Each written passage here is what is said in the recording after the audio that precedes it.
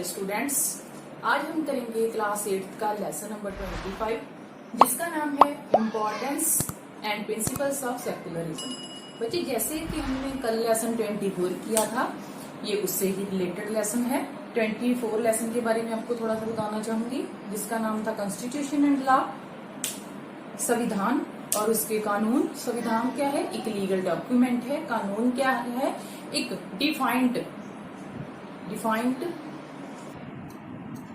Rule है, मतलब defined rule, एक निश्चित रूल है जिसे अपनाना हमें बहुत ही जरूरी है, जिसके अकॉर्डिंग क्या है हमारी कंट्री चलती है, उन्हीं रूल के अकॉर्डिंग। आज हमने जो लेसन 25 करना है उसमें हमने कॉन्स्टिट्यूशन में एक जो हमारा इम्पोर्टेंट प्रिंसिपल है, एक इम्पोर्टेंस जो हमारा प्रिंसिपल सेक्युलरिज्म है, मतलब धर्मनिरपेक्षता है, उसके बारे में पढ़ना है। तो चलिए शुरू करते हैं इंट्रोडक्शन से। Constitution of every country has some basic principles, मतलब हर एक कॉन्स्टिट्यूशन के, हर एक संविधान के, जो भी जिस कंट्री का भी जो भी संविधान होता है उसके कुछ बेसिक प्रिंसिपल्स होते हैं, जैसे कि हमारे भी कॉन्स्टिट्यूशन के हैं। Many basic principles have been incorporated in our constitution. One such basic principle of our constitution is secularism। जैसे कि हर एक संविधान के कुछ बेसिक प्रिंसिपल्स होते हैं, बेसिक प्रिंसिपल होते हैं, वैसे ही हमारी कंट्री इंडिया के भी संविधान के, कॉन्स्टिट्यूशन के बहुत सारे बेसिक प्रिंसिपल्स हैं, जिसमें से एक है सेकुलरिज्म, मतलब धर्मनिरपेक्षता। धर्मनिरपेक्षता का मतलब है कि हमारे देश में किसी भी धर्म को अपनाने की आजादी है। हम किसी भी धर्म को अपना सकते हैं, मानना या उसे ना मानना ये हमारी मर्जी है। इसमें कोई भी गवर्नमेंट कोई भी दखलंदाजी नहीं देती है। इस हमारे प्रिंसिपल को कॉन्स्टिट्यूशन में शामिल किया गया है। शामिल करने की भी एक वजह है क्योंकि हमारा देश सदियों से गुलाम रहा है ब्रिटिश के थ्रू। इसीलिए हमारे देश में आजादी से पहले, जब हमारा देश गुलाम था, इंडिपेंडेंट नहीं था, तो बहुत सारी मतलब ऐसी चीजें थी जो हमारे देश में, जिसे दूर करना बहुत ही जरूरी था। जैसे कि धार्मिक कट्टरता लगा सकते हैं। उस समय बहुत सारे धर्म थे हमारे देश में। कभी ईसाई धर्म का ज्यादा प्रमुखता हो जाती थी, कभी मुस्लिम धर्म की हो जाती थी, कभी हिंदू धर्म की हो जाती थी। तो हमारे देश में धर्म को लेकर बहुत ही ज्यादा फसाद चलते रहते थे, बहुत ही ज्यादा आर्गुमेंट्स होते रहते थे। इसीलिए इन सबको रोकने के लिए, इस सब को खत्म करने के लिए क्या था, सेकुलरिज्म का होना, धर्मनिरपेक्षता का होना बहुत ही जरूरी था। इसे निश्चित तौर पे करने के लिए उसे कॉन्स्टिट्यूशन में शामिल करना बहुत ही जरूरी था। इसीलिए that is the reason of के सेकुलरिज्म को कॉन्स्टिट्यूशन में शामिल किया गया एक प्रिंसिपल के थ्रू। मीनिंग ऑफ सेकुलरिज्म, जैसे कि मैंने आपको बताया कि सेकुलरिज्म होता है धर्मनिरपेक्षता, जिसमें हमारा राज कोई भी दखलंदाजी नहीं करता है, राज का अपना कोई भी धर्म नहीं है, और हमारी गवर्नमेंट हमारे निजी मामलों में कोई भी दखलंदाजी नहीं कर सकती है। हमें ये नहीं कह सकती है कि आपने इस धर्म को अपनाना है और इस धर्म को नहीं अपनाना है। या किसी धर्म को मानने के लिए, किसी रिलीजन को मानने के लिए वो हमें मजबूर भी नहीं कर सकती है। इसे हम क्या कहते हैं? Secularism. Transformation of principles of the constitution into laws, मतलब कि कॉन्स्टिट्यूशन के प्रिंसिपल्स की ट्रांसफॉर्मेशन कैसे होती है लॉज में। जैसे कि बच्चे, मैंने आपको कल बताया था, कॉन्स्टिट्यूशन क्या है? हमारा संविधान एक लीगल डॉक्यूमेंट है, एक कानूनी दस्तावेज है, जिसके शुरू में, जिसके मुड में, जिसकी स्टार्टिंग में प्रीमेबल है, प्रस्तावना है, जिसमें के कॉन्स्टिट्यूशन के सारे ऑब्जेक्टिव्स, प्रिंसिपल्स, उसके उद्देश्य क्या हैं, सबको शामिल किया गया है। उसके आदर्श क्या है, शुरू में प्रस्तावना में सब कुछ लिखा गया है कि कॉन्स्टिट्यूशन के कौन से उद्देश्य रहेंगे, क्या ऑब्जेक्टिव्स रहेंगे, क्या प्रिंसिपल्स रहेंगे। ठीक है जी। इसके आगे हमारा पॉइंट है जस्टिस, मीनिंग न्याय। जस्टिस कई टाइप का होता है, social justice, economic justice, political justice. First is social justice. बच्चे हमारे कॉन्स्टिट्यूशन में, हमारे संविधान में 3rd चैप्टर में सोशल जस्टिस को शामिल किया गया, मतलब सामाजिक न्याय। हम जिस समाज में रहते हैं, हम जिस कंट्री में रहते हैं इंडिया में, उसमें हमें समाज में रहने के लिए पूरी आजादी दी जाती है। हमारे साथ रंग के आधार पे, कलर के आधार पे, कास्ट जात के आधार पे, नस्ल के आधार पे कोई भी भेदभाव नहीं किया जाता है। जे कॉन्स्टिट्यूशन में, हमारे संविधान के 3rd चैप्टर में दर्ज किया गया है। हमारा सोशल जस्टिस, हमारा सामाजिक अधिकार के हमारे साथ कलर के हिसाब से कोई गोरा हो या काला हो, किसी भी धर्म से बिलोंग करता हो, किसी भी नस्ल से बिलोंग करता हो, किसी भी जगह से बिलोंग करता हो, उसके साथ कोई भी वितकरा नहीं किया जाएगा सामाजिक तौर पे। सेकंड इज इकोनॉमिक जस्टिस, मतलब आर्थिक न्याय। आर्थिक क्या होता है? आर्थिक होता है हमारे, मतलब जिस चीज की हमें जरूरत पड़ती है हमारी जिंदगी को चलाने के लिए, हमें कुछ कमाना पड़ता है, जिसकी वजह से क्या होता है, हम अपनी निजी जरूरतों को पूरा करते हैं। हमारी इकोनॉमिक स्टेटस बनता है, हमारी आर्थिक हालात उस पर निर्भर करती है कि हम कैसा काम करते हैं, कितना हमें उससे पैसा मिलता है। ये भी हमारे कॉन्स्टिट्यूशन के आर्टिकल 36 to 51 में शामिल किया गया है कि किसी के भी साथ हमारी गवर्नमेंट है भेदभाव नहीं कर सकती कि तुमने ये काम करना है, ये काम नहीं करना है। किसी भी फील्ड में, किसी भी काम में, अगर एक फैक्ट्री है उस पे 50 जने काम करते हैं, कोई किस धर्म का है, कोई किस रिलीजियस का है, कोई किस कास्ट का है, कोई किस कास्ट का है, मतलब उनको इक्वल काम के लिए इक्वल पे ही मिलेगी। किसी के साथ भी रंग के आधार पे, नस्ल के आधार पे, रिलीजियस के आधार पे, धर्म के आधार पे कोई भी वितकरण नहीं किया जाएगा कि तुम इस कास्ट के हो या उस कास्ट के हो। सबको जो काम इक्वल करेंगे इक्वल पे ही मिलेगी। उनके साथ कोई भी वितकरा इकोनॉमिक हालात में नहीं किया जाएगा। ये हमारा इकोनॉमिक जस्टिस है, जिसे आर्टिकल 36 to 51 में शामिल किया गया है हमारे कॉन्स्टिट्यूशन में। थर्ड इज पॉलिटिकल जस्टिस, मतलब राजनीतिक न्याय। जैसे कि हमें कॉन्स्टिट्यूशन में सोशल न्याय दिया गया है, सामाजिक न्याय, इकोनॉमिक जस्टिस, आर्थिक न्याय दिया गया, वैसे ही हमें पॉलिटिकल जस्टिस भी दिया गया है, राजनीतिक न्याय भी दिया गया। राजनीतिक न्याय में क्या होता है? राइट टू वोट, वोट डालने का अधिकार। जब कोई भी नागरिक 18+ हो जाता है, 18 साल का हो जाता है, उसे वोट का अधिकार दिया जाता है। इसके साथ भी सेम प्रोसीजर है। कोई रंग, कोई धर्म, कोई भी जात, कोई भी नस्ल का कोई भी वितकरा नहीं किया जाता है। सबको इक्वल राइट दिया जाता है वोट डालने का। Right to contest election, election में चुने जाने का सबको राइट दिया जाता है। ये नहीं है कि किसी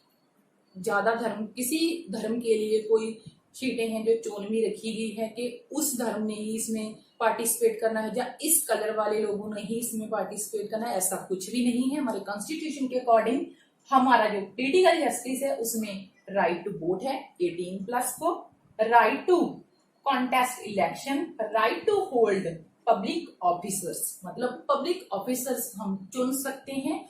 और जो पब्लिक ऑफिसर्स हमारे गवर्नमेंट के लिए चुने जाते हैं,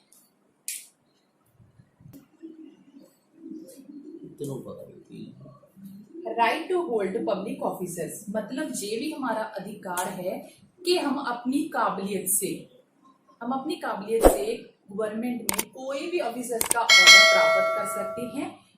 जिस कंट्री, हम इंडिया कंट्री में रहते हैं, हमारे कॉन्स्टिट्यूशन के अकॉर्डिंग ये हमारा पॉलिटिकल जस्टिस है, पॉलिटिकल न्याय है हमारे साथ कि हम किसी भी पब्लिक ऑफिसर्स में चुने जा सकते हैं अपनी काबिलियत की वजह से। मतलब कोई भी गवर्नमेंट हमारे साथ भेदभाव नहीं कर सकती है इस काम के लिए, क्योंकि हम अपनी काबिलियत के अकॉर्डिंग उसमें चुने जा रहे हैं। और इससे अलावा हमारे कॉन्स्टिट्यूशन में हमें जे भी पॉलिटिकल जस्टिस दिया गया है, जे भी पॉलिटिकल न्याय दिया गया है कि हम जो हमारी सरकार चल रही है, जो बनी हुई है इस समय की, उसकी आलोचना भी कर सकते हैं अगर वो हमारे हितों के खिलाफ काम कर रही है, मतलब हम उसे बदलने का भी न्याय रखते हैं। तो स्टूडेंट्स आगे चलते हैं।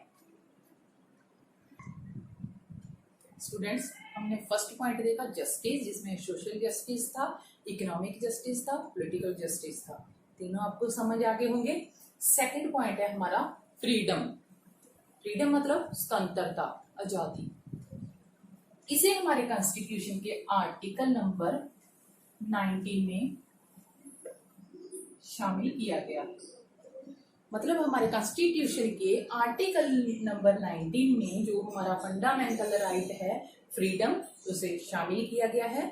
इसका मीनिंग ये है कि कॉन्स्टिट्यूशन के अकॉर्डिंग गवर्नमेंट हमें किसी भी जगह पे घूमने के लिए, फिरने के लिए, किसी भी जगह पे जाने के लिए, कोई भी रोजगार लेने के लिए, किसी भी जगह पे जाके रहने के लिए रोक नहीं सकती है। इसे हमें पूर्ण तौर पे स्वतंत्रता है। हम किसी भी देश में जाके, किसी भी गांव में जाके, किसी भी जगह पे जाके रह सकते हैं, घूम सकते हैं, फिर सकते हैं। कोई भी अपनी बात स्वतंत्रता से किसी के भी सामने रख सकते हैं। और हमारी इस राइट की सुरक्षा के लिए अगर हमें कुछ लगता है कि इसकी सुरक्षा हमारी नहीं है, हमारा ये पूरा फ्रीडम का जो राइट है, स्वतंत्रता का राइट नहीं मिल रहा है, तो हम नगर पालिका की भी शरण ले सकते हैं फ्रीडम के लिए। Third is equality. Equality means समानता। कॉन्स्टिट्यूशन के अकॉर्डिंग हमारी गवर्नमेंट के आगे सारे ही लोग, किसी भी धर्म के, जात के, रिलीजन्स के, कास्ट के, कंट्री के, सब इक्वल हैं, सब समान हैं। उनके साथ कोई भी भेदभाव नहीं किया जाता है, सबको इक्वल माना जाता है, इक्वलिटी दी जाती है, समानता दी जाती है।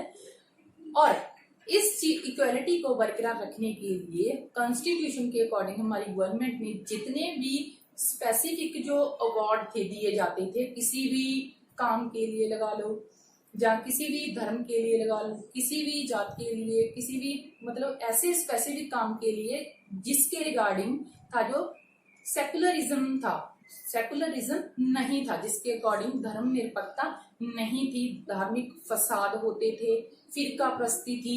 इसे रोकने के लिए वो खिताब थे, जो भी अवार्ड दिए जाते थे, सबको रद्द कर दिया गया है। किसी भी नस्ल के लिए, जात के लिए, धर्म के लिए अब अलग से कोई भी अवार्ड नहीं है, ओनली विद्यक और सैनिक को छोड़कर। थर्ड पॉइंट है हमारा ब्रदरहुड। इक्वेलिटी को बच्चे आर्टिकल नंबर 14 to 18 में इंक्लूड किया गया है। ठीक है जी। नेक्स्ट है हमारा ब्रदरहुड। ब्रदरहुड मीन्स भाईचारा। हमारे देश की गुलामी के कारण इसमें ब्रदरहुड की भावना का होना हमारे देश में बहुत ही जरूरी था।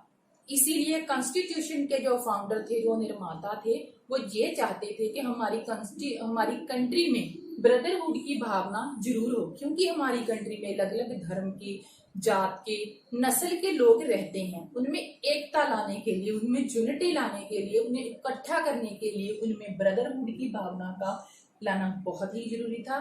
इसीलिए हमारे कॉन्स्टिट्यूशन में इसे भी शामिल किया गया है, ब्रदरहुड को भी शामिल किया गया है, ताकि लोग जो अलग अलग मुद्दों पे लड़ते हैं, झगड़ते हैं, धर्म के नाम पे, कास्ट सिस्टम के नाम पे, या कोई भी और चीज के नाम पे, वो बंद हो जाए, वो आपस में मिलजुल के ब्रदरहुड की भावना से, भाईचारे की भावना से रहे। That is the reason of.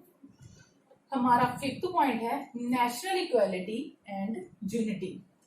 National equality और यूनिटी क्या थी? राष्ट्रीय एकता। National equality means and unity means अखंडता। हमारे देश में राष्ट्रीय एकता और अखंडता का होना बहुत जरूरी था।